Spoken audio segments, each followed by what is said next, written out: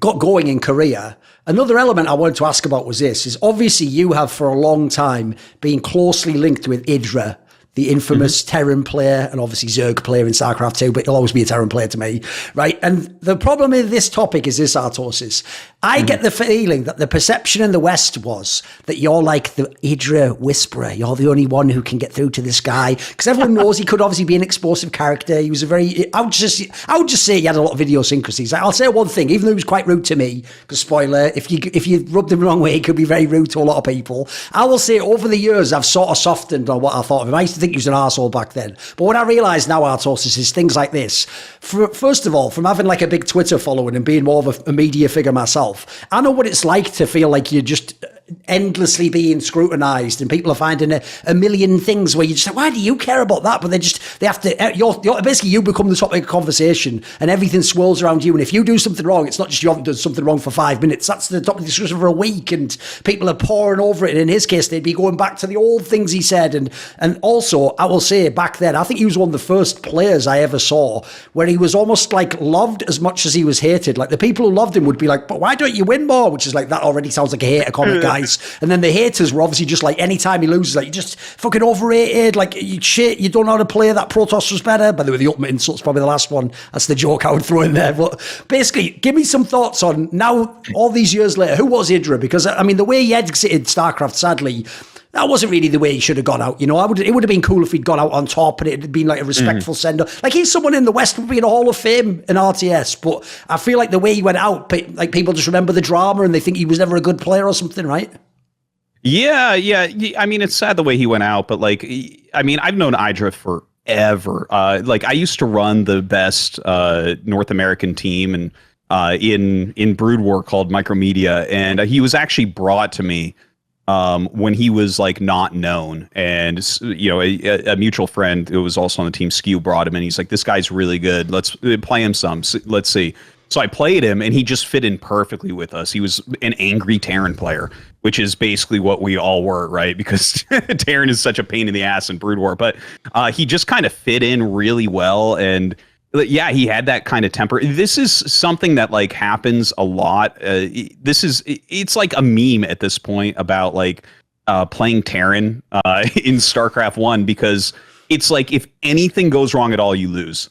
Anything, like, you have to basically play flawlessly, and if you can do that, you can win championships, but it's like ridiculously hard to do. So he had this mentality that not a lot of people have. It's like the most unplayed race at this point in StarCraft, but you know, that's the type of mindset, right, that you kind of have as one of those players. You know, I'm known as a salty player. He was known as a salty player, and as you know, he worked really, really hard and became the best non-Korean Brood War player for a good chunk of time in there.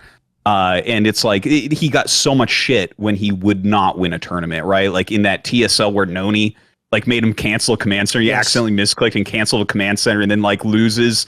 It's like a free win immediately because the probe is harassing him. And it's like, that's the one mistake. He hit one button wrong, like one misclick, and he loses the game. And it's like, you know, people are talking so much shit, and his pro team is watching this happen, and it's causing a ton of stress in his life and everything. I mean, that's a lot to live up to, especially when you're playing a race that's so unforgiving. And then, you know, StarCraft 2 comes out, and he was going to play Protoss, and this may, I don't know if this was a mistake or not, but when you were the one who convinced him not to or something, right? Yeah, I told him he needed to do Zerg, because here's the thing, like StarCraft 2 was blowing up, and Protoss just didn't have as much to do. And with IdrA's speed and multitasking ability, I was like, listen, Zerg has the most different things that you need to do at once. So you can you can leverage your skill in the greatest way if you go Zerg. And he looked at it and thought about it, was like, yeah, you're right. And he switched over to Zerg. And I think I think it did help him. Like, he always curses my name on that point, but I think it's like mostly a joke, because Zergs were so, it was like Terran in StarCraft 1 was Zerg at the beginning of StarCraft 2, where it's like it just wasn't a race you could win with. Everyone was having a really hard time with it. I mean, eventually it became the best, but in those early days, it was certainly considered really difficult to use. So, you know, he's using that, once again, very frustrating race, losing games he shouldn't. You know, he got so popular and so big at the beginning there that to watch, like you said, anytime anything goes wrong, everyone is all over him. Like, I remember there was this hilarious short period in the beginning of Wings of Liberty where like literally if you beat IdrA like in an online cup or something, you'd get signed to a team immediately. This actually happened. I remember watching this and be like, I can't believe that this terrible guy that just all into IdrA just got signed to a team the next day. Like, that's insane. And then, of course, these guys would disappear because they actually are trash. It's just people are like, well, he beat IdrA. He must be really good. But yeah, when you're watching all of this happen and people are shit-talking you because you're kind of an emotional, angry player, I think that, you know, he definitely was like kind of a villain of sorts, right? Where a lot of people like to have, you know, are fans of people that like they aren't doing anything villainous. I don't know how to describe it exactly, right? But IdrA was very. I mean, they cheered against him, right? They wanted him to lose. Yeah. Well, when he loses, it's more fun in a lot of ways because he actually will say something. True. Like a lot of people that are nice with.